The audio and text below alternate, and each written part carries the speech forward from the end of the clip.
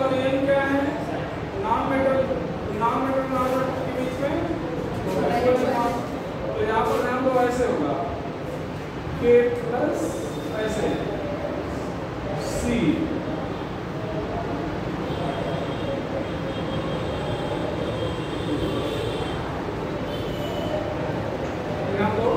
यहाँ पर C के अवक्रमों समय कितने होते हैं? 5 4 कितने हुए? 4। एक इलेक्ट्रॉन पोटेशियम ने C को दे दिया इसलिए यहाँ पर हो गया 5। तो ये 3 के शेयर करके आगे पूरा कर लिए ये पोटेशियम और Cl कार्बन के बीच में यहाँ पर आयनिक है और यहाँ पर क्या है? यहाँ पर आयनिक प्लस कोवलेंट दोनों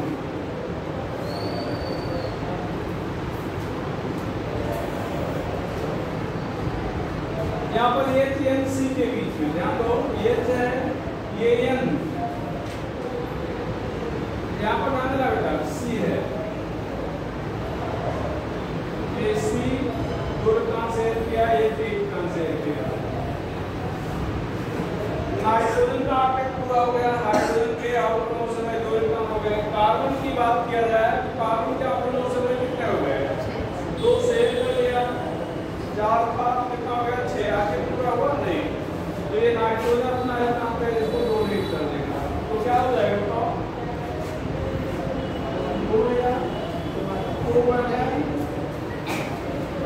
प्लस कोऑर्डिनेट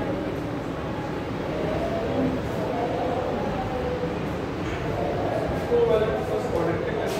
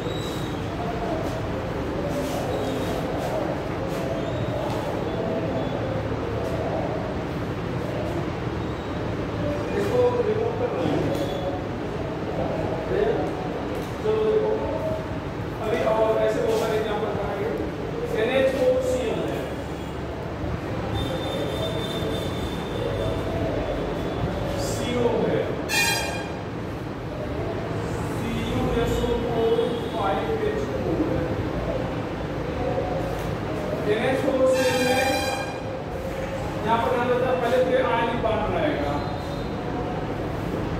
NH4+ और Cl- ये अच्छा नाइट्रोजन के अवक्रमों समय कितने काम पे बेटा 5 हाइड्रोजन के A ये ठीक है यहाँ पर H+ NH4+ है तो एक H के पास इलेक्ट्रॉन नहीं है और H के पास होता कितना इलेक्ट्रॉन है 2 और सॉरी 1 कितना होता है 1 और O भी चला गया तो अब बचे कितने 0 चाहिए कितना 2 तो ये जो लोन पेयर है ये अपना इसको क्या करेगा डोनेट कर देगा यहाँ पर क्या हो गया बस और यहाँ पर क्या हो गया माइनस तो यहाँ पर ध्यान दो इस प्लस और माइनस के बीच में क्या हो जाएगा आयनिक बॉन्ड तो इस अच्छा यहाँ पर प्लस यहाँ पे क्यों लगाए हैं प्लस कैपिटल ब्रैकेट के ऊपर लगाए हैं ऐसा क्यों जैसे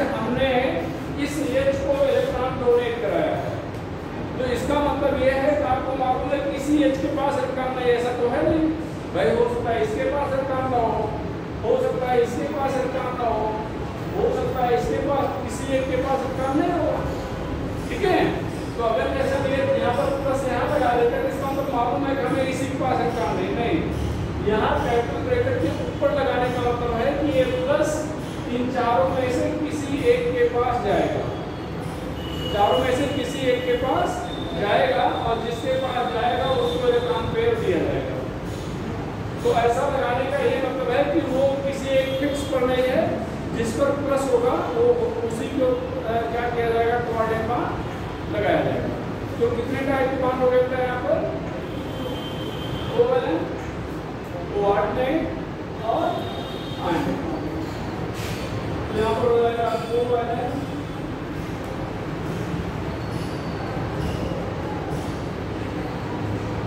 कोऑर्डिनेट प्लस आयनिक। यहाँ पर CO कार्बन मोनोऑक्साइड, देखो बेटा कार्बन के आउटर मोशन में कितने इलेक्ट्रॉन होते हैं, 4, ऑक्सीजन के 6। ऑक्सीजन को कितने इलेक्ट्रॉन चाहिए आपके पूरा करने के लिए, 2। कितने चाहिए, 2। ऑक्सीजन का आपका पूरा हो गया, कार्बन का पूरा हुआ नहीं। तो ये जो ऑक्सीजन है अपना लोन पेयर इसको डोनेट कर देगा। क्यों डोनेट कर दिया, मतलब कोऑर्डिनेट बांड मान लिया। क्यों ऐसा किया, ऑक्सीजन का रॉकेट पूरा हो गया है, फिर क्यों किया। तो ध्यान रखिएगा कोई भी एटम लोन पेयर रखना नहीं चाहता है, कोई भी एटम नहीं चाहता, इसलिए ऑक्सीजन क्या किया, डोनेट कर दिया, ऐसे इसको कहेंगे कोऑर्डिनेट बांड मान लिया। तो यहाँ पर कितने टाइप के हैं, coordinate plus covalent, coordinate plus covalent. यहाँ पर भैया ये कॉपर सल्फेट पेंटाहाइड्रेट, इसको ब्लू पेंटाल कहते हैं। क्या कहता है बेटा, ब्लू पेंटाल। ब्लू पेंटाल की बात करें तो यहाँ पर क्या हो जाएगा, ये ऐसे बनेगा।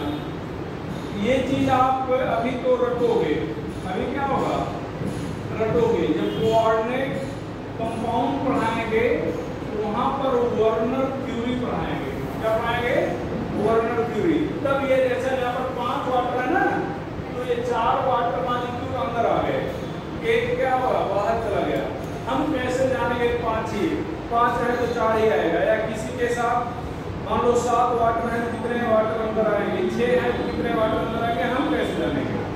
तो अभी तो हमें रखना है, लेकिन जब वर्नर थ्योरी पढ़ाएंगे कोऑर्डिनेट कंपाउंड में तो वहां पर सबका फिक्स है, सबका क्या है, फिक्स है कि किसके साथ कितने अंदर रहेंगे, तो कॉपर के साथ हमेशा कितने रहेंगे, 4 रहेंगे। आप कॉपर का कोई भी ऐसे कॉम्प्लेक्स कंपाउंड देख लो, उसके साथ हमेशा 4 ही लिगेंड अंदर आते हैं, तो 4 से कम और 4 से ज्यादा, तो इसलिए हमने 4 को अंदर कर लिया। और एक कैपिटल एक कोऑर्डिनेट कंपाउंड ही नाम है इसका, इसको कहते हैं सेंट्रल एटम, इसको क्या कहते हैं, सेंट्रल एटम। और इसको क्या कहते हैं बेटा, लिगेंड। पढ़ाया जाएगा आप लोग का 12 में पढ़े होंगे, जितना जानते होंगे। सेंट्रल एटम और लिगेंड के बीच में हमेशा कैसा बॉन्ड होता है, कोऑर्डिनेट बॉन्ड।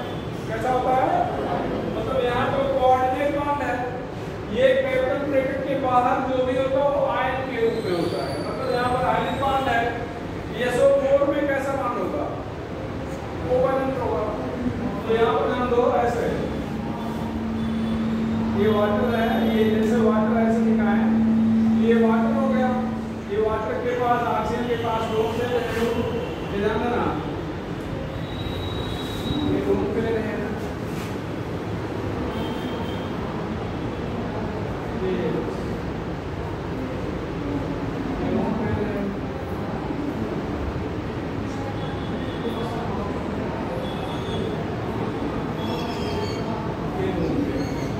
इतने में कितने टाइप के बांड लिख रहे हैं, कोऑर्डिनेट और कोवैलेंट। और यहाँ पर बेटा SO4 ये डबल माइनस होगा, यहाँ पर डबल प्लस होगा।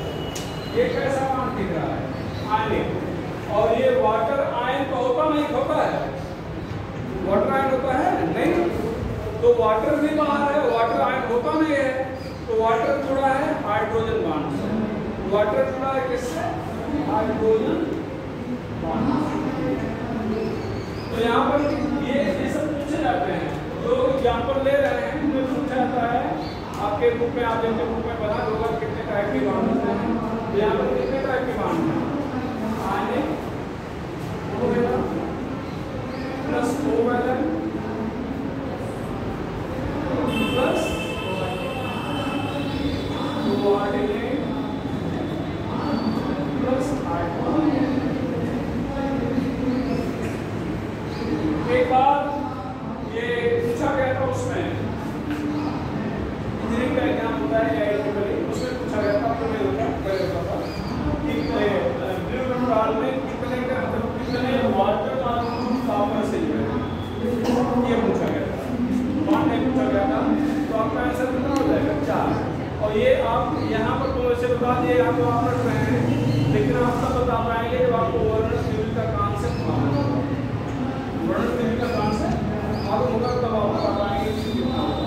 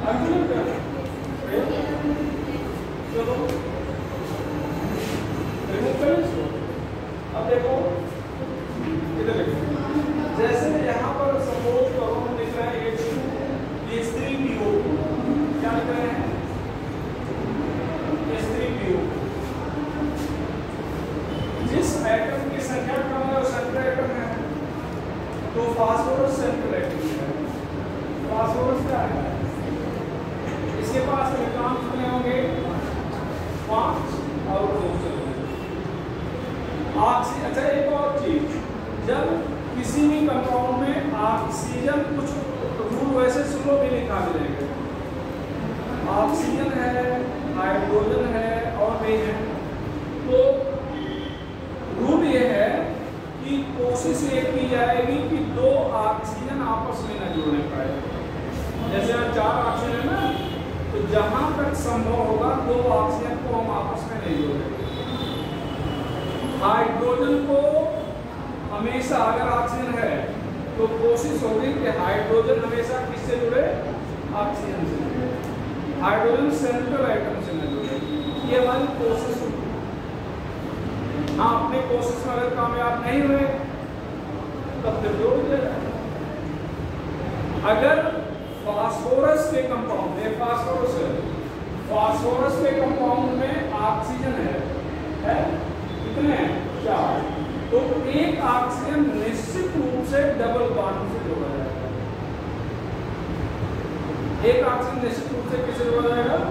डबल बॉन्ड से। चलो जितना बताया गया अभी सारी चीज दिखा रहे हैं, कुछ समझा रहे हैं। यहाँ पर अब क्या किया जाए? एक ऑक्सीजन को डबल बॉन्ड से जोड़ दो। अब कितने ऑक्सीजन बचे? 3। एक ऑक्सीजन यहाँ पर एक ऑक्सीजन,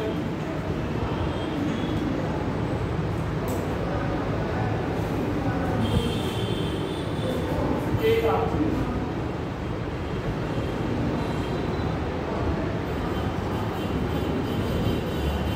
यहां पर बन गया। अच्छा, जितने H ऑक्सीजन से जुड़ेंगे उतने H निकल जाएंगे। कितने H निकलेंगे? 3। यह है बेसिसिटी। इसको क्या कर रहे हैं? बेसिसिटी। बेसिसिटी आपको बहुत बार बताया चुका, बात बहुत दिन बाद लेक्चर होगा, गूगल करके होंगे। बेसिसिटी ये भी बताए थे, अगर फास्फोरस का कंपाउंड है और एक ही फास्फोरस है तो बेसिसिटी ऑक्सीजन से हमेशा एक क्या होगी? कम होगी। एक पाया गया था ऑक्सीजन कितना है? 4, तो H कितने लेंगे? 3। तो बेसिसिटी कितना हो गई? 3। यहाँ पर ध्यान दो, अब ये 3PO3 ले रहे हैं, एक ऑक्सीजन कम हो गया। अब इसी में एक ऑक्सीजन कम किया जाए तो एक ऑक्सीजन को डबल बॉन्ड से जोड़ना है, तो डबल बॉन्ड से जोड़ दिया गया। अब बताओ क्या किया जाए? अब तो 2 ऑक्सीजन बचे और हाइड्रोजन कितना बच रहा है? 3। तो भैया अब एक तो हाइड्रोजन किससे जोड़ा जाए बताओ? एक हाइड्रोजन किससे जोड़ा जाए? अब तो फास्फोरस से जुड़ेगा ना भैया। इसकी बेसिसिटी कितना हो गई?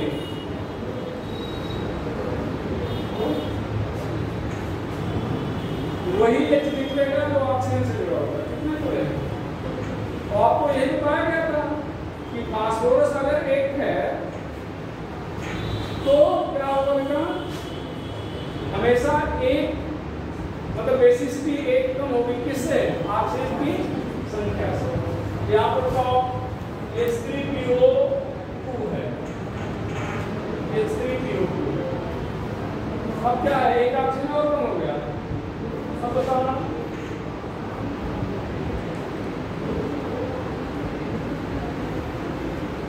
यहाँ पर 2H। हमने क्या कहा था कि H जहां तक संभव होगा, ये सेंट्रल एटम है, सेंट्रल एटम से नहीं जुड़ेगा जहां तक संभव होगा, लेकिन हमारे पास कोई पॉसिबिलिटी नहीं, तो जोड़ दिया गया।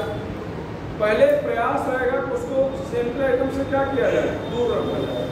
अपने प्रयास में अगर सफल नहीं हुए तो यहाँ पर बेसिसिटी कितना होगी? कितना होगा? जल्दी बनाओ फिर आगे, बहुत कुछ बताना है।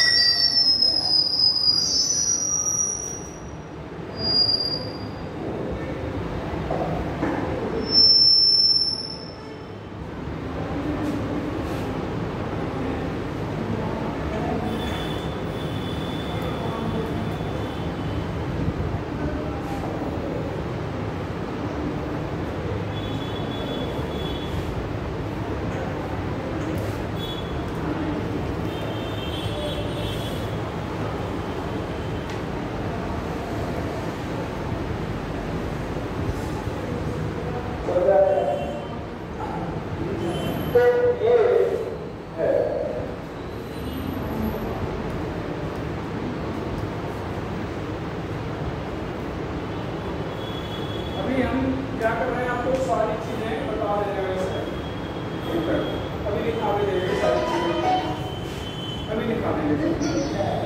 तो यहाँ पर क्या किया जाए? जब तो यहाँ पर फास्फोरस है तो फास्फोरस के केस में क्या होगा? एक ऑक्सीजन हमेशा डबल बॉन्ड से जुड़ेगा और प्रत्येक फास्फोरस से जुड़ेगा।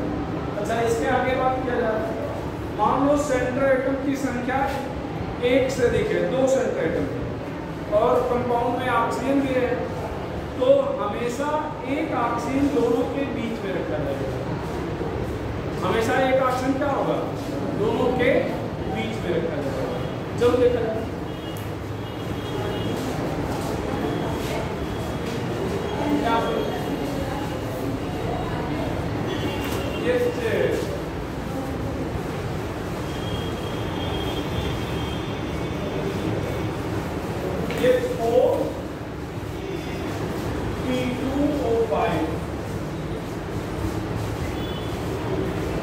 ऑक्सीजन की संख्या विषम है, 8 है और सेंट्रल एटम 1 से ज्यादा है, मतलब 2 है।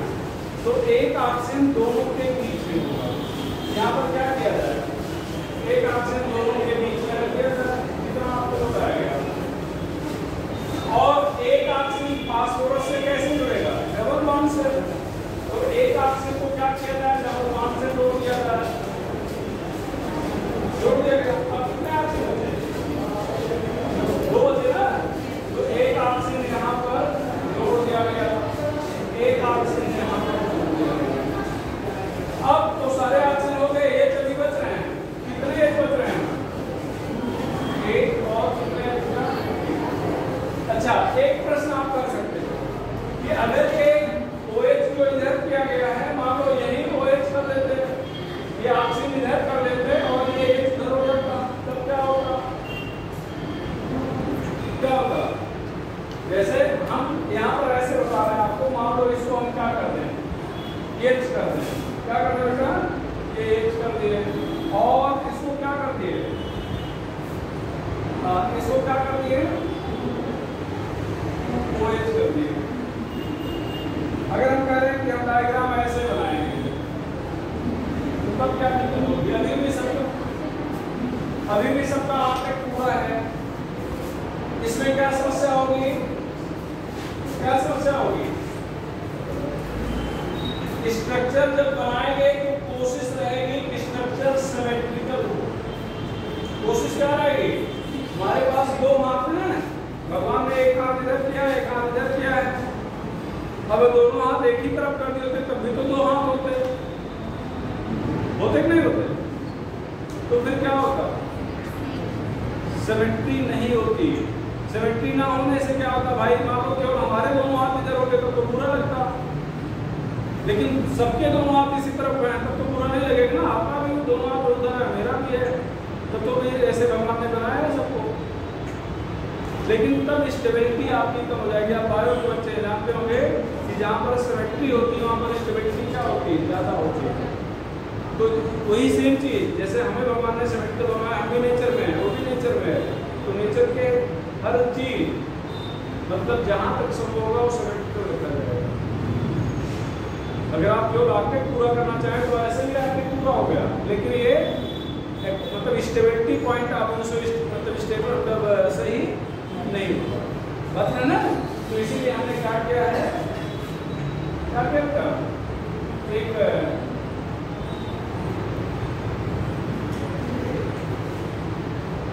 यहाँ पर क्या किए, ये कर दिए, यहाँ पर क्या कर दिए को, और यहाँ पर क्या कर दिए। अब यहाँ पर बेसिस ही कितना होगी,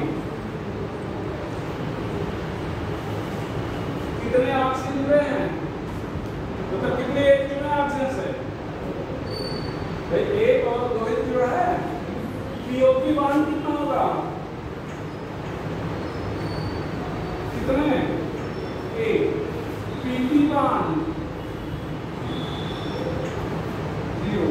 ध्यान रखिएगा, अगर ये 8 नंबर में होगा विषम संख्या में तब पीओपी बांड 1 होगा, और सम संख्या में होगा तो पीओपी बांड क्या होगा, 0। तब ये बांड 1 हो जाएगा, तब ये बांड क्या हो जाएगा, 1 हो जाएगा।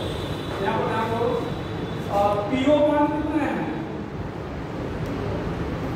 तो पीएच बांड कितने हैं, ये सब भी पूछ सकते हैं, मतलब स्ट्रक्चर नहीं पूछे, इसके स्ट्रक्चर नाम लिखा। यहाँ पर तो ये 4p2O6 कर दिए, क्या करना चाहेंगे यार आप, अब तो ऑक्सीजन सम हो गया ना, ऑक्सीजन क्या हो गया, सम, विषम तो है नहीं, तो अभी भी बीच में रखा जाए, बीच में रखें, कब रखते हैं, विषम हो गया। तो अब यहाँ पर सम हो गया,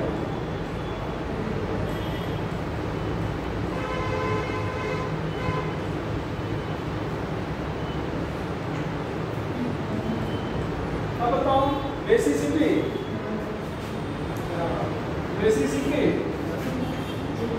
4 PP one 8 POP one 0 PH one 0 POH one POH और बेसिसिटी दोनों सेम होंगे। यहाँ POH में लिखा गया था POH और बेसिसिटी क्या होंगे सेम होंगे। और क्या कहते हैं P डबल मान दो कितना मिला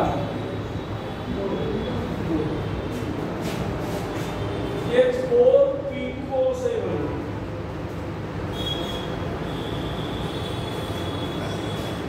H4 P2O7 क्या करें अब की बार एक ऑक्सीजन बीच में आना है यस तो यहाँ पर क्या होगा बेटा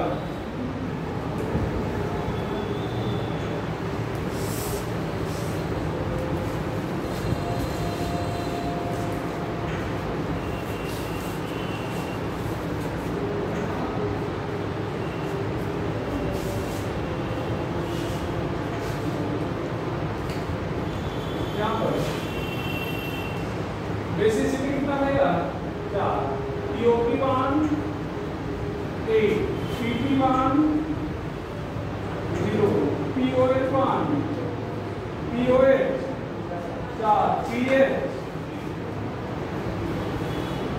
0 और क्या P डबल वन को कितना रहेगा P डबल वन को बिना बदल बताए पासवर्ड से उतरे P डबल वन को बनाओ इसके आगे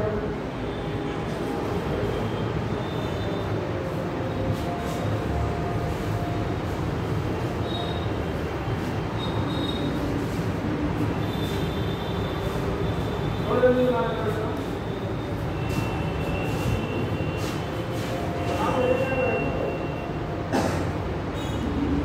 सब अपना तब भी बना ना जैसे मान लो सब अपना दिमाग दिखाया है तब भी बना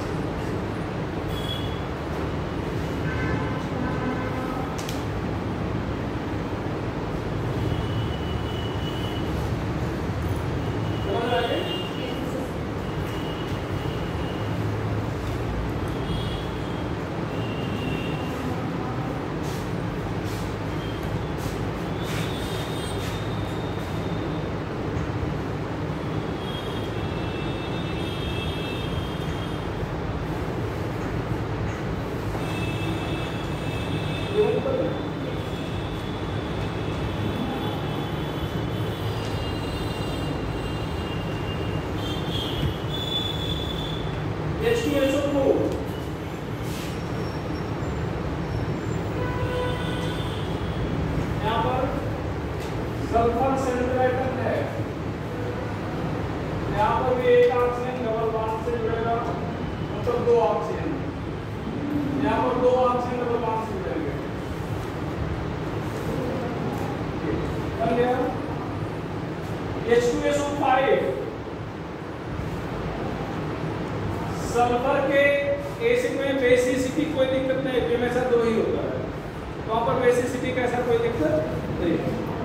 अब एक ऑक्सीजन बढ़ गया है देखो बेटा एक ऑक्सीजन बढ़ गया इसको क्या किया जाए आपसे कहा गया कि जहां तक संभव होगा दो ऑक्सीजन आपस में नहीं जुड़ेंगे, लेकिन यहाँ पर जोड़ा जाएगा। यहाँ पर क्या किया जाएगा? जोड़ा जाएगा। बाकी और आपके पास यहाँ कोई पॉसिबिलिटी ही नहीं। देखो सल्फर के पास कोई ऑक्सीजन एक्स्ट्रा एटम बच रहा है नहीं। अच्छा यहाँ पर ध्यान दो, इसका नाम क्या है? ध्यान दो, सल्फ्यूरिक एसिड। क्या नाम है? यहाँ पर एक ऑक्सीजन बढ़ गया है, एक ऑक्सीजन तो एक ही सल्फ्यूरिक है, लेकिन यहाँ पर ऑक्सीजन अगर सिंगल बॉन्ड से जुड़ता है तो उसको कहते हैं पेरोक्साइड बॉन्ड। क्या कहते हैं? Peroxide bond. तो इसका मतलब यहाँ पर पेरोक्साइड बॉन्ड पाया जा रहा है किसमें? सल्फ्यूरिक एसिड में। तो इसको कहेंगे पर मोनो सल्फ्यूरिक एसिड। मतलब सल्फ्यूरिक एसिड में मोनो का मतलब एक, पर का मतलब पेरोक्साइड बॉन्ड है। सल्फ्यूरिक एसिड में पर का मतलब एक, मतलब मोनो का मतलब एक, पर का मतलब पेरोक्साइड बॉन्ड है। इसको लोग कई बार कैरोस एसिड भी कहते हैं। क्या कहते हैं? ये स्ट्रक्चर मालूम रहेगा तो आपको ऑक्सीडेशन नंबर निकालने में हेल्प करेगा। H2SO7 H2SO7 इसका नाम है ओलियम। ओलियम। यहाँ पर सल्फर कितने हैं? दो। ऑक्सीजन विषम। इसका मतलब क्या करें? क्या करना पड़ेगा?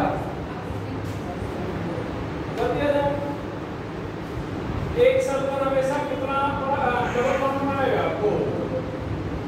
एक सल्फर हमेशा दो डबल बॉन्ड कम से कम में बनाएगा। अब यहाँ पर क्या हो गया? यहाँ पर एक बार शब्द का उपयोग होगा ना, और शब्द का उपयोग किया जाए से मतलब आपने लिखा है नहीं?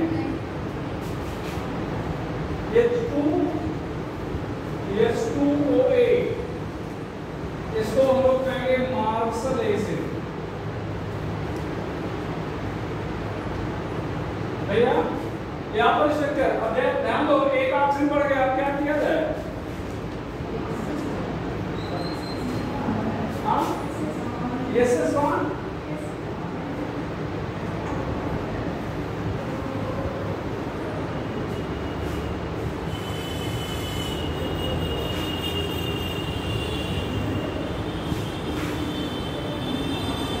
आप लोग एक क्वेश्चन नहीं किए, अभी हम खुद ही करेंगे और हम खुद ही बताएंगे। ये हो गया। इसका नाम क्या होगा?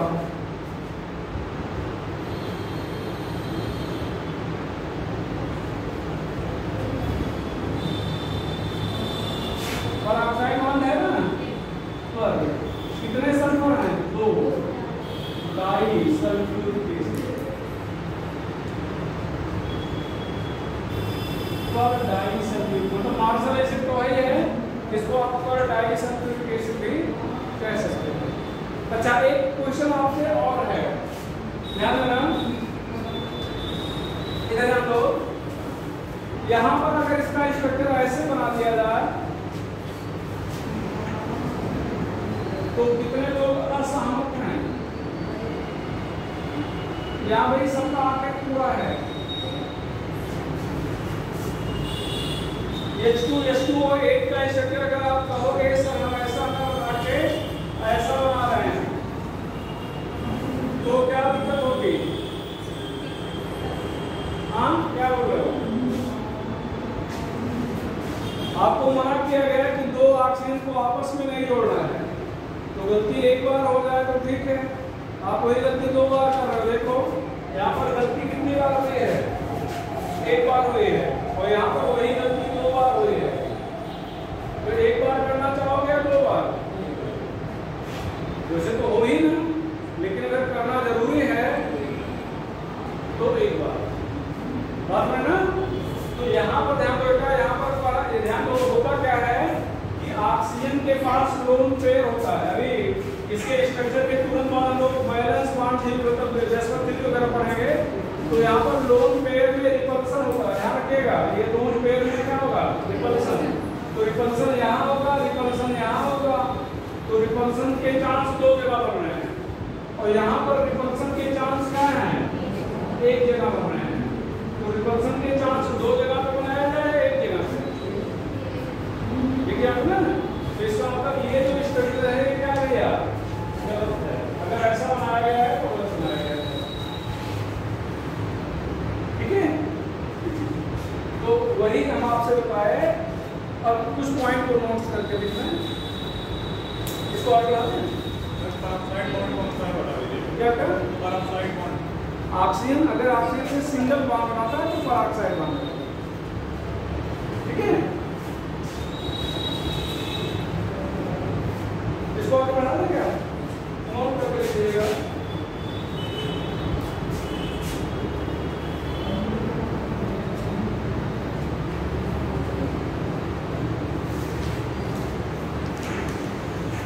Compound has both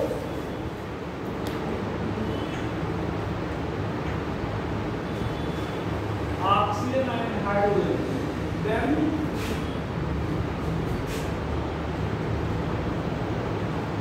as far as possible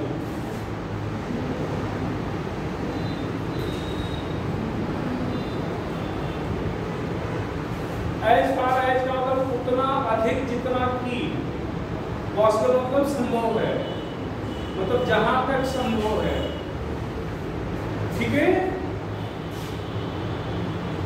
to oxygen is not connected,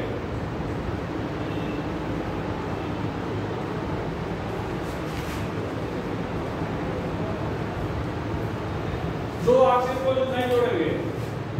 अब ये ध्यान रखिएगा, मतलब एक जनरल रूल है, ऐसा नहीं जोड़ेंगे ही नहीं, इसीलिए हमने क्या लिख दिया है, as far as possible, जहां तक संभव होगा। और आप भी स्ट्रक्चर बना रहे हो, हम भी बना रहे हैं। हमने बना दिया संभव, मतलब कर दिया कि देखो बना दिया स्ट्रक्चर और दो ऑक्सीजन नहीं जोड़ा, आप कह दिए कि हमसे तो संभव नहीं था, तो नहीं माना जाएगा, ठीक है। तो दो ऑक्सीजन आपस में नहीं जुड़ेंगे। Hydrogen is always attached with oxygen, not with central atom. Hydrogen is always attached with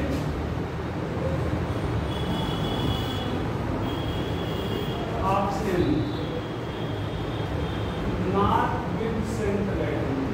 तो हाइड्रोजन हमेशा किससे जुड़ेगा, ऑक्सीजन से, सेंट्रल एटम से नहीं। तो इलेक्ट्रॉन लाइन वही है, जहां तक संभव होगा। उसके बाद आगे सारी चीजें लिख रहे हैं। Central atom is more than one. Ca का मतलब central atom, केंद्रीय परमाणु, and oxygen is odd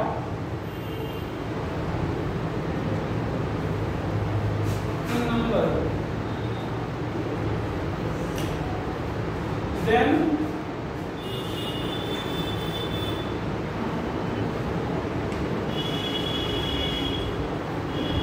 one oxygen is placed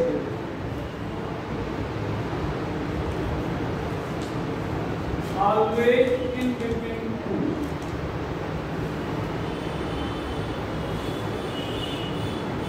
Central atom, always in between two central atom.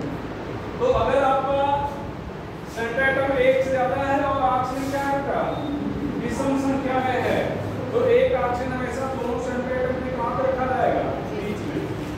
अच्छा, अगर फास्फोरस के कंपाउंड में ऑक्सीजन है तो प्रत्येक फास्फोरस, ध्यान रखिए, प्रत्येक फास्फोरस से एक ऑक्सीजन डबल बॉन्ड से।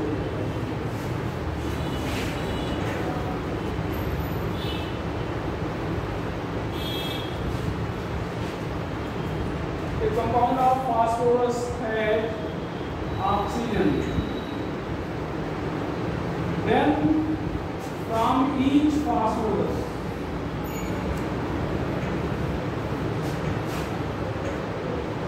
one atom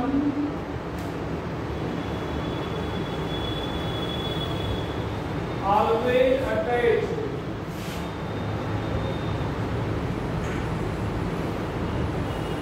by double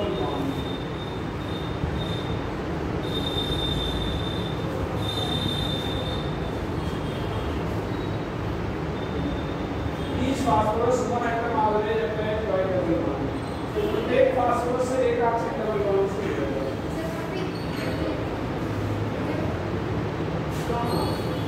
compound of phosphorus, ये हमने लिखा था P मतलब compound of phosphorus reaction, then from each phosphorus one atom and one oxygen, sorry, ये oxygen कर लीजिएगा, is always attached from double bond। अच्छा, अगर आपसे यहाँ पर N2O5 का स्ट्रक्चर बनाने के लिए कह दिया जाए, तो यहाँ से कुछ हिंट मिल रहा है। सेंटर एटम कितने हैं? 2, ऑक्सीजन कितने हैं? 5, 8 है ना इवन। तो इसका मतलब एक ऑक्सीजन कहाँ पर होना चाहिए? दोनों के बीच में। अब यहाँ पर ये 2 ऑक्सीजन, यहाँ पर ये क्या किया? शेयर किया। और यहाँ पर ध्यान देना बेटा, ये एक इलेक्ट्रॉन इसको यहाँ पर, ठीक है, कोऑर्डिनेट मान बना लिया। बैलेंसी यहाँ पर नाइट्रोजन की कितनी होगी? इसको जरूर याद रखिएगा, बैलेंसी 4 होगी। जब आपको कभी बैलेंसी पढ़ा रहे थे तो वहाँ पर बताया गया था N2O5 की बैलेंसी 4 होगी, और एक्सप्लेन करने के लिए कहते थे जब केमिकल बॉन्ड पढ़ाएंगे तब एक्सप्लेन करेंगे, ऐसा हमने बोला था। आज संयोग से ध्यान दिया गया। तो यहाँ पर बैलेंसी 4 कैसे होगी? यहाँ पर ध्यान दो, ये 2 इलेक्ट्रॉन डोनेट किया, ये कहा गया ना। तो ध्यान दो, कोऑर्डिनेट बॉन्ड पढ़ाते समय शायद ये भी बताए थे कि अगर कोऑर्डिनेट बॉन्ड किसके बीच में बन रहा है? सेकंड पीरियड के एलिमेंट के बीच में बन रहा है, उसको क्या मानेंगे? Single bond. क्या मानेंगे? Single bond. मतलब इसको ऐसे बनाया जाए,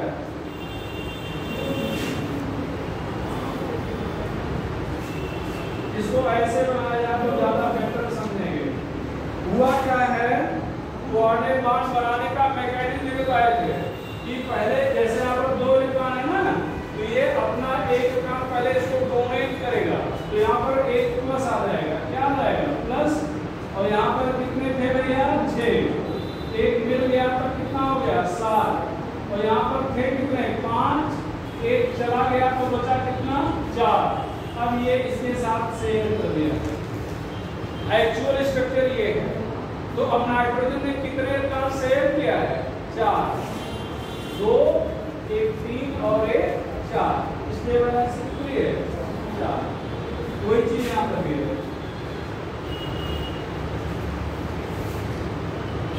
यहाँ माइनस करेंगे, यहाँ प्लस करेंगे। ये चीज आपको बताया था कि केमिकल बॉन्ड एक्सप्लेन मतलब पढ़ाएंगे तो आप नाइट्रोजन N2O5 की बैलेंस 4 कैसे होगी ये एक्सप्लेन करेंगे। चलो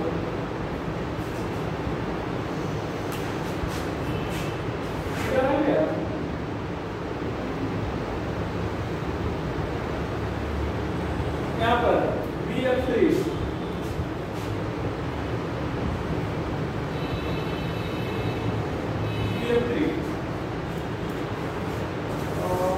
क्या करेंगे? सॉरी BF3 को A3 कर लो।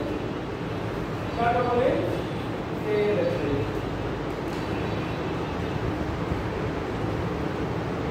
ये आयनिक होगा। क्या होगा? आयनिक। AlCl3 ये पूछा जाता है और खूब पूछा जाता है। AlCl3 देखना बेटा, ये AlCl3 दो टाइप का हो सकता है, एक जल के साथ और दूसरा एनहाइड्रस मतलब निर्जल बिना जल के साथ। तो यहाँ पर हम लोग लिख रहे हैं एनहाइड्रस। एनहाइड्रस लिखते हैं तो यहाँ पर होगा क्या? ये होगा एल्युमिनियम के आउटर मोशन में कितने क्या होते हैं? 3। तो ये एक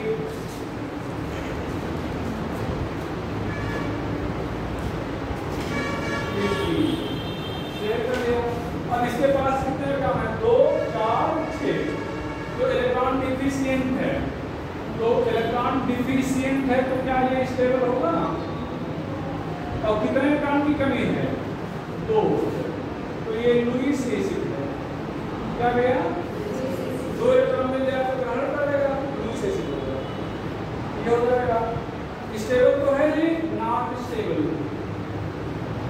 तो चाहेगा कि स्टेबल ना रहे या स्टेबल होना चाहेगा, होना चाहेगा, तो ये क्या करेगा 2AlCl3, मतलब 2AlCl3 आपस में जुड़ के क्या मानेंगे Al2Cl6 मानेंगे, क्या मानेंगे भैया Al2Cl6। यहाँ पर ध्यान देना, ये अब होगा क्या, ये Al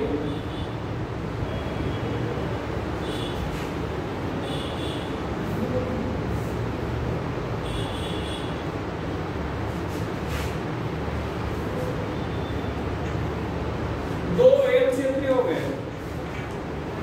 अब ये 6 इलेक्ट्रॉन इसके पास है, 6 इसके पास, ये जो Cl है अपना लोन पेयर इसको दे देगा और ये Cl जो है अपना लोन पेयर इसको दे देगा, तो इसको कहेंगे ब्रिजिंग Cl, ब्रिज बनाने वाला, दोनों के बीच में सेतु की तरह कार्य कर रहा है और यहाँ डाइमेराइजेशन हो रहा है। क्या हो रहा है, डाइमेराइजेशन, ठीक है, तो ये हो जाएगा।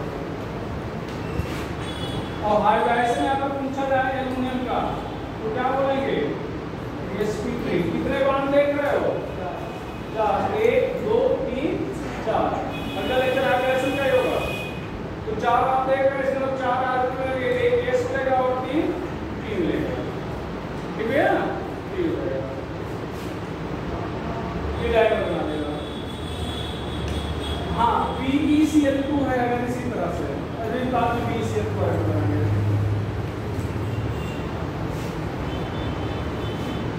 ठीक है।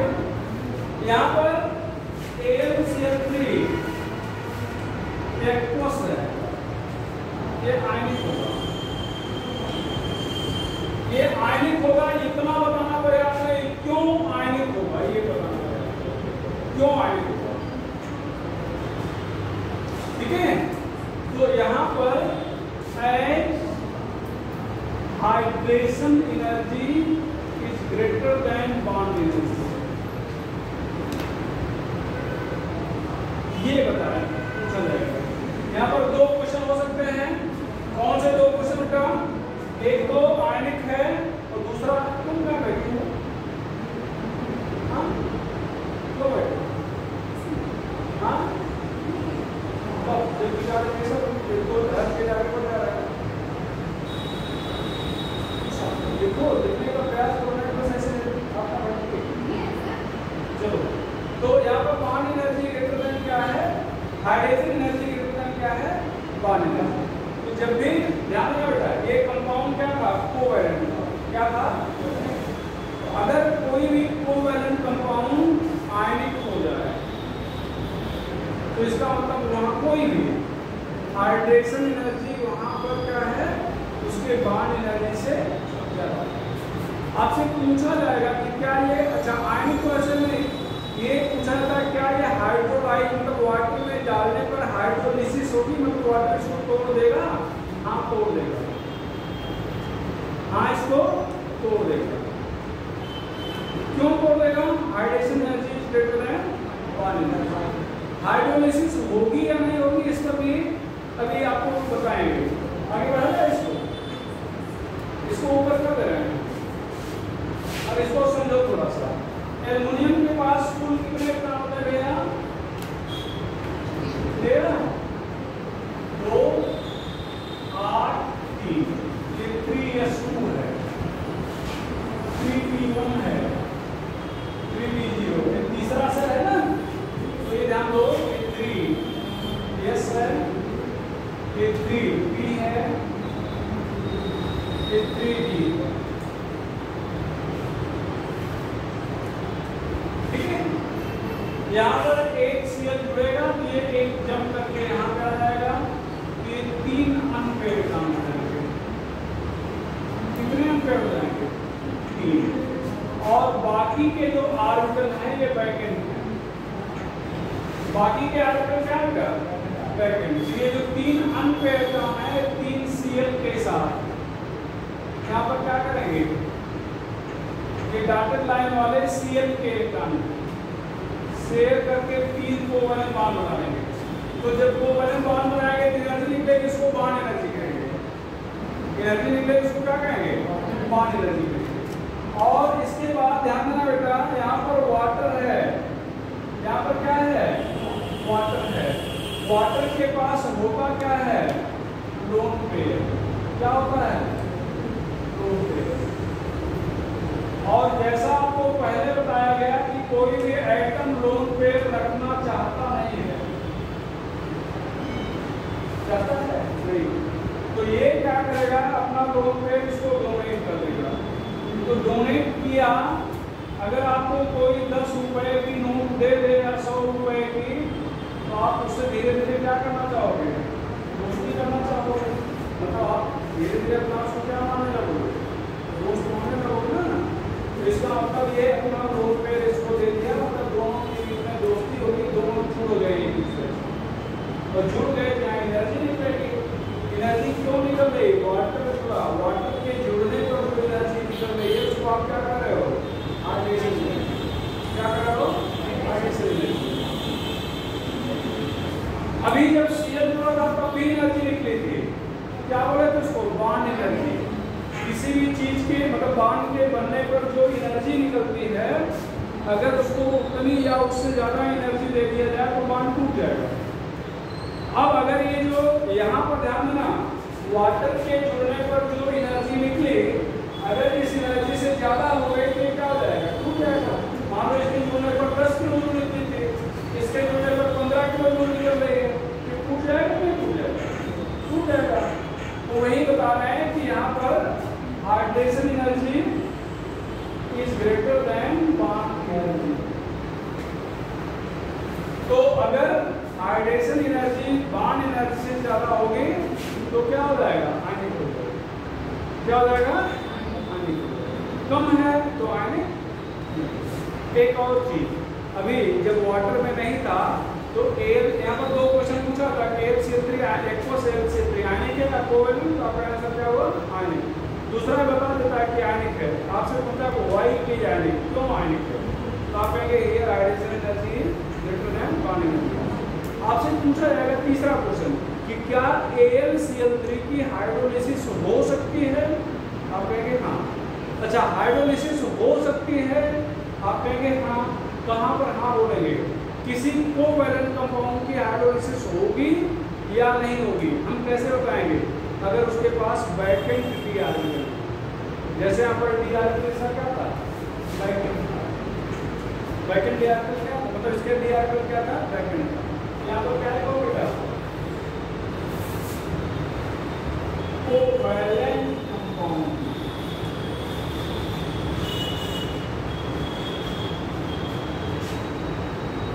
Gate hydrolysed.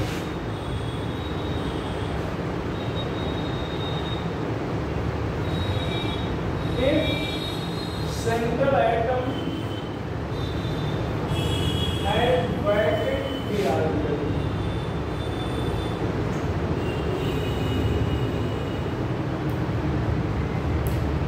इसको लिखना शुरू कर दिए क्या? ना लिखना शुरू किया तो यहाँ पर ऐसे इसको लिखने जो इसको गाली कहते हैं ऐसे AlCl3 है ना, यहाँ पर 6 वाटर मॉलिक्यूल है, ध्यान बेटा ये ऐसे लिख देंगे Al H2O होल 6 और ये क्या हो जाएगा? Cl3। ये कैपिटल ब्रैकेट के बाहर होता है आयन में होता है, कैपिटल ब्रैकेट के बाहर होता है क्या होता है? आयन। इसका मतलब ये वाटर जुड़ गया और Cl को क्या कर दिया? तोड़ के अलग कर दिया। ठीक है, अब इसके बाद लिखते हैं। तो covalent compound get hydrolysed central atom has vacant d orbital except PF5। यहाँ पर hydration energy is less than bond energy.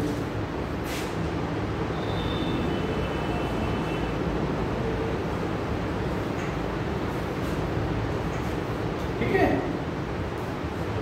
SF6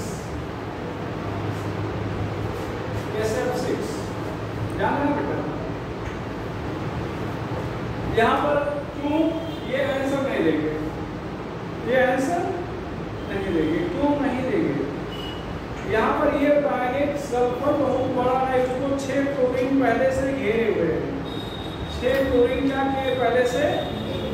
अब जब वाटर उसके नजदीक आना चाहेगा तो वाटर अवरोध के कारण पहुंच ही नहीं पाएगा। अवरोध के कारण नेता तो देखते हैं ना, बहुत सारे सिक्योरिटी गार्ड देख चलते हैं, कोई आदमी को पीटना भी चाहता है तो इतने लोगों से वो जिस सिक्योरिटी से घिरे रहते हैं वो पहुंच ही नहीं पाते, होता है नहीं? वैसे ही चीज है। तो इसको हम लोग अवरोध नहीं बोलेंगे, इसको कहेंगे स्टेरिक हिंड्रेंस, हिंदी में कहेंगे त्रिविमीय बाधा। तो due to more steric hindrance,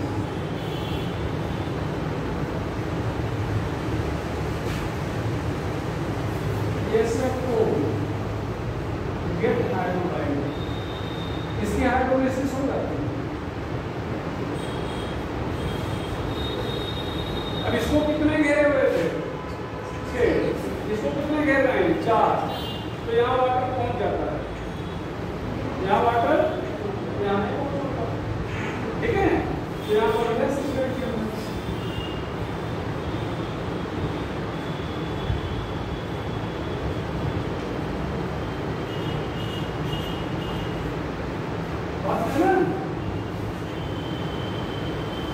तो अगर कोवैलेंट कंपाउंड की हाइड्रोलिसिस देखना है तो हम ये देखेंगे कि सेंट्रोइड के पास वैलेंट डी ऑर्बिटल है या नहीं। अगर है तो हाइड्रोलिसिस हो जाएगी, अगर है तो हाइड्रोलिसिस हो जाएगी, और होने पर भी हाइड्रोलिसिस नहीं हो रही है तो 2 संभावना बनती हैं। एक तो क्राउड ज़्यादा हो, मतलब हिंड्रेंस ज़्यादा हो, या फिर उसकी बाउंड एनर्जी हाइड्रेशन एनर्जी से क्या हो जाए, ज़्यादा हो जाए। तो यही 2 एक्सेप्शन मोस्टली मिलते हैं जो हमने आपको दिखा दिया, यही 2 मिलते हैं जो हमने आपको दिखा दिया, ठीक है?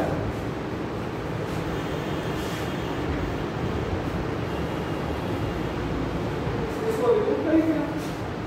अब PCl3 हाई का ले रहे हो, यहाँ पर वैकेंट डी ऑर्बिटल है, यहाँ पर 4H2 लेंगे, यहाँ पर क्या हो जाएगा? O डबल बॉन्ड P, यहाँ पर OH मोल, मतलब इसको आप एक साथ अगर लिखो तो ऐसे लिख सकते हो, H3PO4, क्या लिख सकते हो? H3PO4। भाई देखो ये 5 Cl है ना, तो 5 OH आएगा, क्या आएगा? 5 OH आएगा ना, ये 1 OH, ये 2 OH, ये 3 OH, ये क्या 4 OH, ये क्या भैया 5 OH। तो ये 1 OH जो है वाटर के रूप में निकल जाएगा, 1 OH क्या होगा? वाटर के रूप में निकल गया, तो ये इसमें निकल गया, तो ये क्या हो गया? P डबल बॉन्ड O हो गया। अब जरूरी नहीं है कि मतलब सारे OH वैसे ही आ जाए, जैसे OH जुड़ा था जरूरी है तो OH के रूप में है, कुछ कई बार वाटर निकल जाएगा, ठीक है? इसको डालेंगे भैया,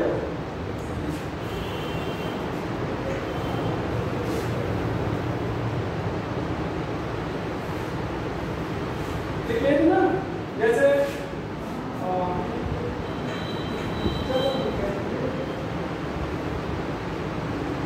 यहाँ पर देखो CCl4 water, SiCl4 water, no hydrolysis.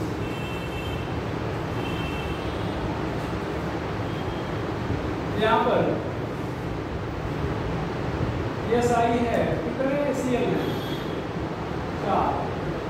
कितने हैं भैया? 4। ये एक वाटर निकल जाएगा और एक वाटर यहाँ से भी निकल सकता है, तो क्या हो जाएगा? SiO2 यहाँ पर हाइड्रोलिसिस होगी। CCl4 की हाइड्रोलिसिस नहीं हुई, क्यों नहीं हुई? कार्बन के पास डी ऑर्बिटल है वैकेंट है डी ऑर्बिटल नहीं, तो इसलिए CCl4 की हाइड्रोलिसिस नहीं हुई। SiCl4 की हुई क्यों? सिलिकॉन के पास वैकेंट डी ऑर्बिटल है। बात समझ रहे हैं? आपसे पूछा भी जाता है कि क्यों CCl4 की हाइड्रोलिसिस नहीं होती जबकि SiCl4 की हाइड्रोलिसिस हो जाती है। तो आपका आंसर है आगे बढ़ना है। यहाँ पर ध्यान रखना BF3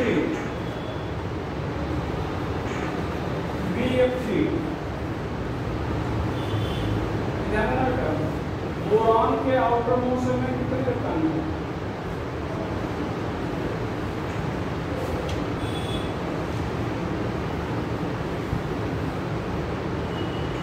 ये तीन F से यहाँ पर बोरान को देखो अगर तो बोरान के पास कुल 5 इलेक्ट्रॉन है, 2 और 3, ये 2s2 2p1 हो जाएगा। ये s का एक 2s2 2p क्या हो गया? 1 हो गया। तो ये बाद में एक काम जम करके यहाँ पे आ जाएगा, तो ये क्या हो जाएगा? ये 3 अनपेयर काम। अब यहाँ पर ध्यान रखना ये 3 अनपेयर काम है जैसे, तो अब यहाँ पर अगर हम लोग F ले लें 3 AF, तो ये एक इलेक्ट्रॉन F का होकर इसके साथ शेयर कर लिया, एक दूसरा इलेक्ट्रॉन F का शेयर कर लिया, एक तीसरा इलेक्ट्रॉन F का शेयर कर लिया।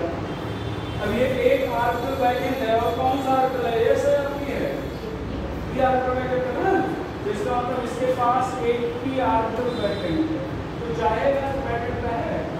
अच्छा, फ्लोरीन के आउटर मोशन में कितने इलेक्ट्रॉन होते हैं? 6 7, तो 7 में भी ये एक क्या किया है? शेयर कर दिया है। अभी लोन पे बहुत सारे हैं ना, तो ये क्या करेगा? जो फ्लोरीन का लोन पे है ये अपना लोन पे इसको लोन। अभी तक ये क्या था? इलेक्ट्रॉन डिफिशिएंट था। क्या था? इलेक्ट्रॉन डिफिशिएंट था। कितने इलेक्ट्रॉन थे? 6 इलेक्ट्रॉन। तो इलेक्ट्रॉन डिफिशिएंट कितने इलेक्ट्रॉन की कमी थी? 2। मतलब इलेक्ट्रॉनिक पेयर ग्रहण कर सकता है ना, तो क्या कहेंगे? क्या लुईस एसिड कहेंगे। क्या कहेंगे? स्टेबल है या अनस्टेबल? But stable. जहां पर भी इलेक्ट्रॉन डिफिशिएंट लिख रहे हैं वहां पर अनस्टेबल लिख रहे हैं, नॉट स्टेबल। लेकिन यहाँ पर क्या लिख रहे हैं? बट स्टेबल लिख रहे हैं। क्यों लिख रहे हैं? ये इसका है बैक बॉन्डिंग। क्यों? Due to back bonding.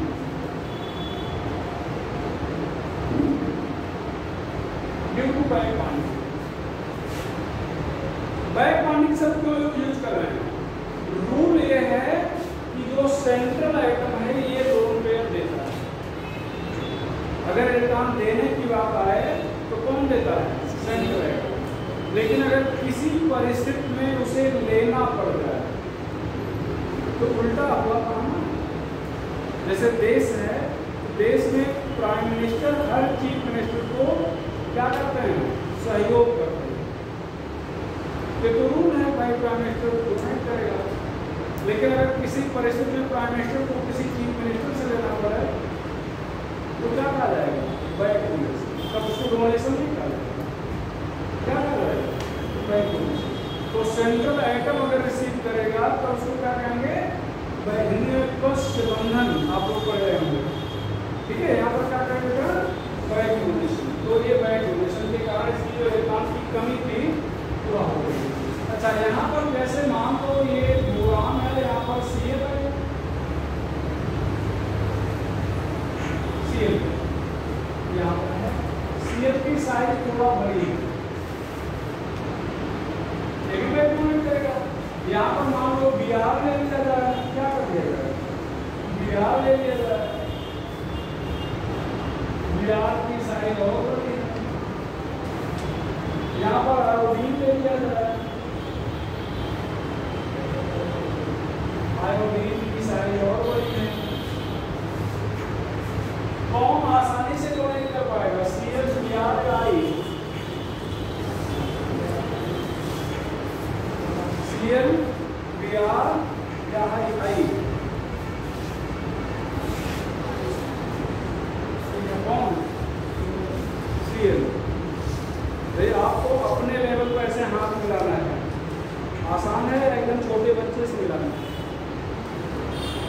किससे? अपने लेवल पे, छोटे बच्चे से। तो ये लेवल वही दिख रहा है, लेवल तो काफी बड़ा है ना, बड़ा सा है कि छोटा सा से लेके ना करे वहां को लिखा है। और ऐसे थोड़े पेज चला देगा भैया लोगों को गिरा रहे हैं, आप पकड़ लेना, पकड़ पाओ तो ऐसा होगा नहीं। तो बस ऐसे हाथ मिलाना है। तो इन दोनों की साइज क्या है, ये काफी डिफरेंस है, इसलिए ऐसे हाथ नहीं मिला पाएगा। हाथ मिलाने का मतलब ओवरलैपिंग आप आर्बिट की ओवरलैपिंग पॉसिबल नहीं। तो जैसे जैसे साइज बढ़ती जाएगी बैक डोनेशन के चांस क्या होंगे, घटते जाएंगे। यहाँ पर क्या लिखते हैं, यहाँ पर size increase, chance of back donation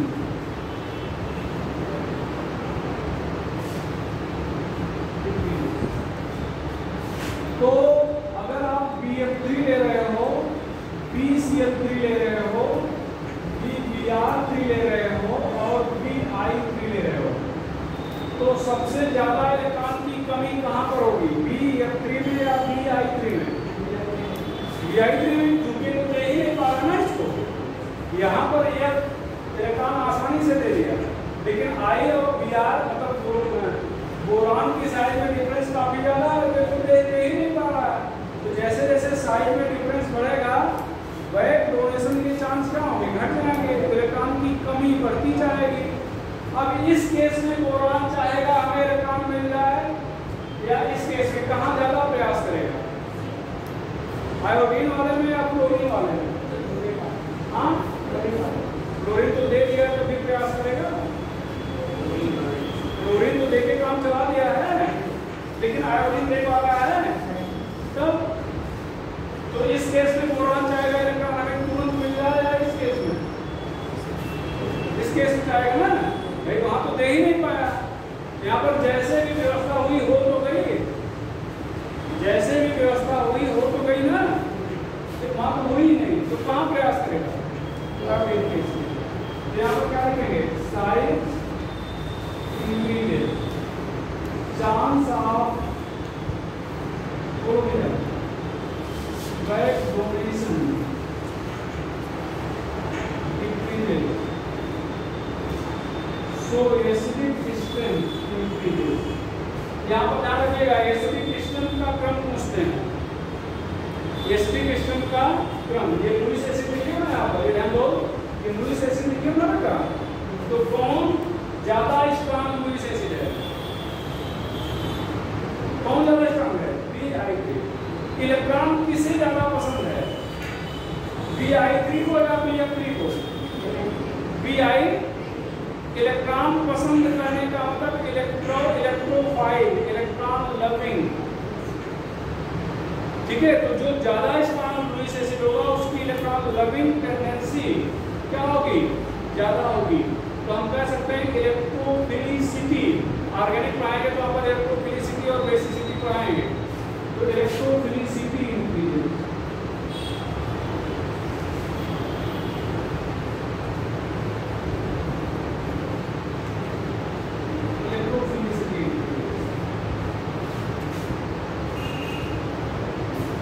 electrophilicity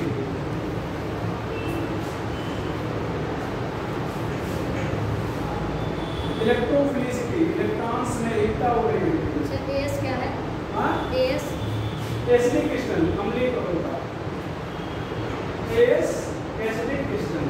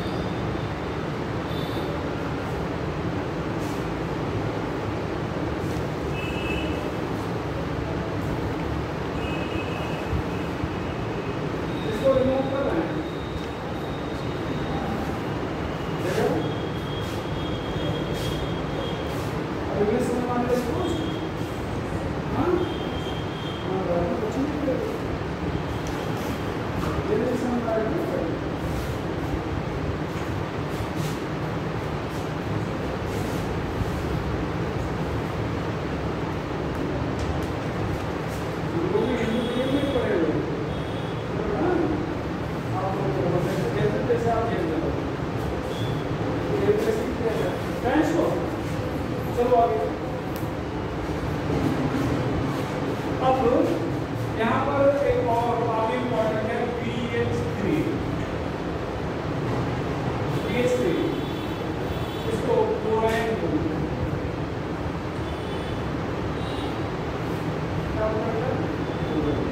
तो यहाँ पर अगर देखा जाए तो बोरान के आउटर मोस्ट में भी आपने बताया था कितने टन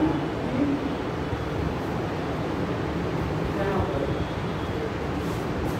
लेकिन शेयर कर लिया 6 हो गए। कितने हो गए? 6।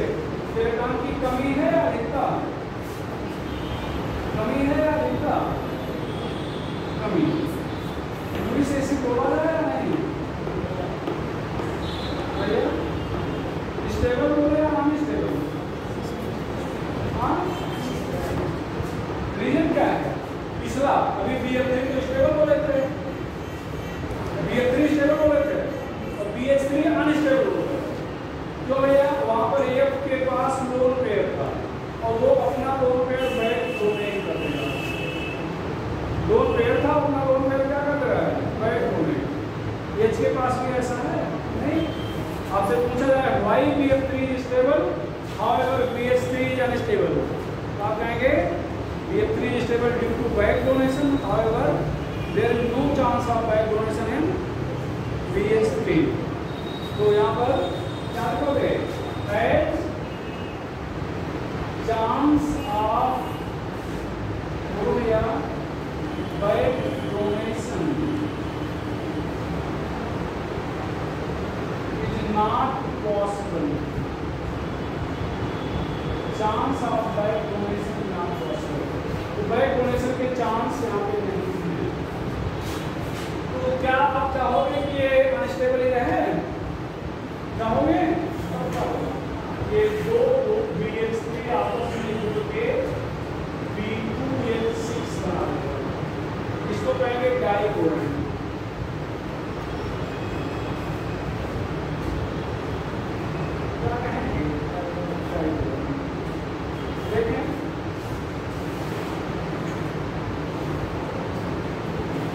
यहाँ पर H है,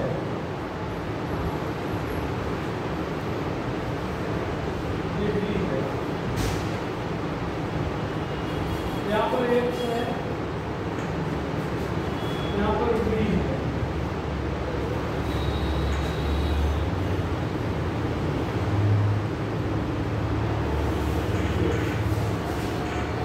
बोरान के आउटर मोशन में कितने इलेक्ट्रॉन होते हैं बेटा? 3।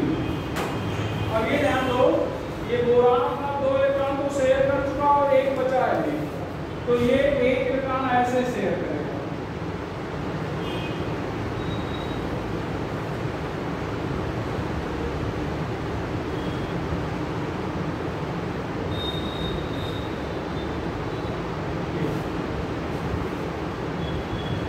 इसको कहेंगे बनाना बांड। अगर पूरा अच्छा बनाना हमने बना नहीं पाया है जितना बनना चाहिए था, क्या कहेंगे भैया? बनाना बांड।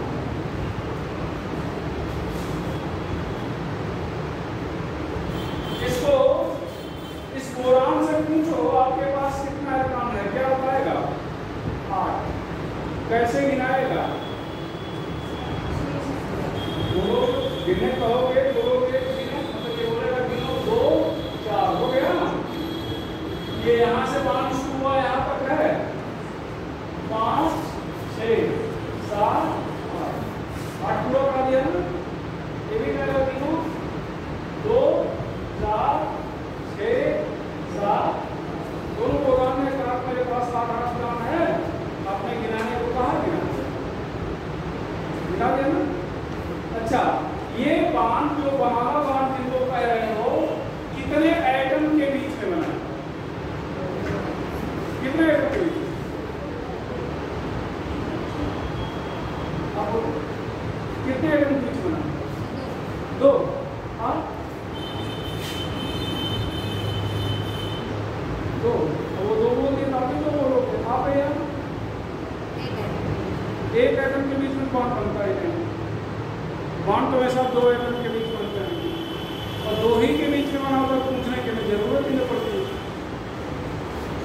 कहां से शुरू हुआ? इस बोरान से। रास्ते में Hb मिल गया ना, और कहां पे खत्म हुआ? कितने एटम हुए? 3 एटम हुए। तो कितने एटम के बीच बना है? 3। और ये भी बनाना बांध 3 एटम के बीच बना है।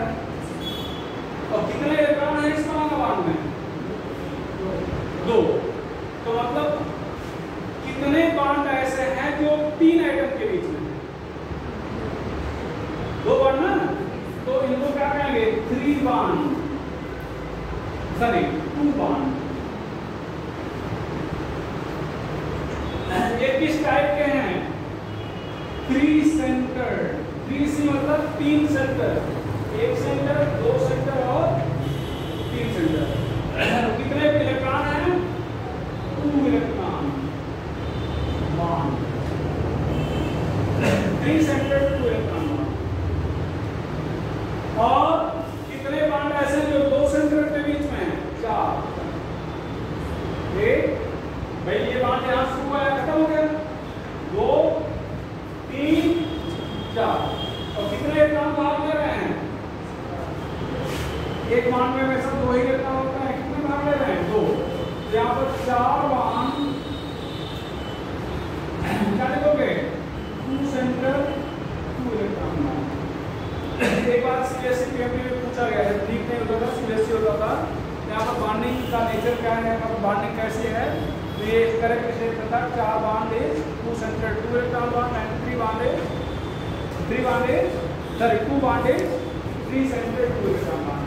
कितने बॉन्ड एक बोरॉन में बनाया है? कितने? 4।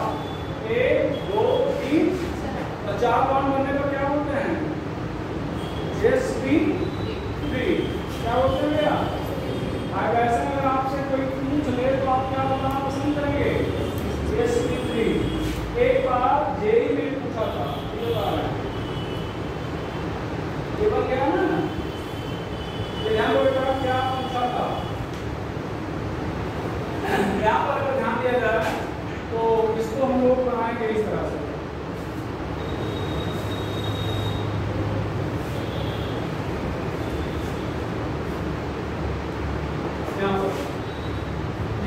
टी मतलब टर्मिनल, टर्मिनल मतलब किनारे पर जो है। ये बी मतलब ब्रिजिंग, जो ब्रिज बना रहा है।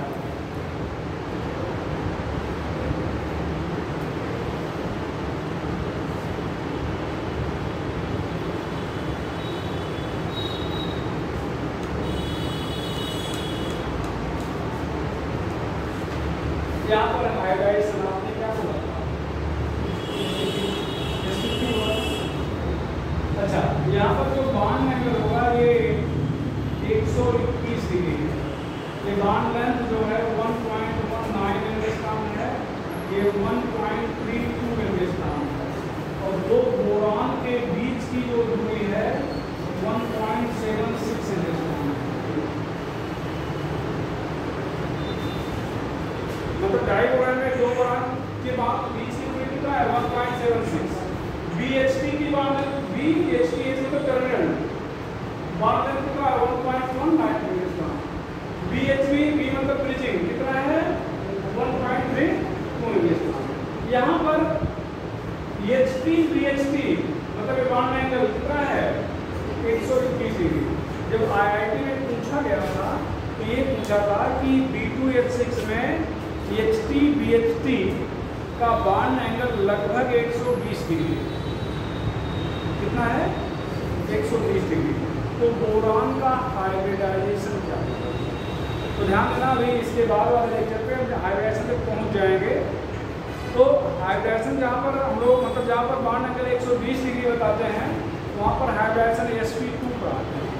क्या पाते हैं? sp2। तो यहाँ पर हाइब्रिडाइजेशन क्या पाया गया? sp3। नहीं तो सीधे भी यही कह देता कि B2H6 में बोरॉन का हाइब्रिडाइजेशन तो क्या हाइब्रिडाइजेशन बदल जाता है? भाई आपसे कह रहा है B2H6 में बोरॉन का हाइब्रिडाइजेशन तो हाइब्रिडाइजेशन बदल गया? नहीं, जो था वही है। तो इतना लंबी कहानी क्यों बढ़ रहा है कि बॉन्ड एंगल लगभग 120 डिग्री है? तो हाइब्रिडाइजेशन बताओ 120 डिग्री बता के वो आपसे sp2 पहलवाना चाह रहा है, क्योंकि वो उसको मालूम है कि आप रटे हुए हो कि sp2 आएगा है बॉन्ड एंगल 120 डिग्री। समझ ना? तो ये चीज ध्यान देना है कि यहाँ पर भले बॉन्ड एंगल 120 है लेकिन हाइब्रिडेशन क्या है, sp2।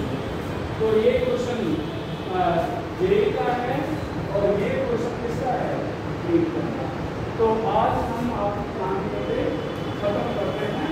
नेक्स्ट डे लोग मिलेंगे तो पढ़ेंगे बैलेंस क्वांटिटी।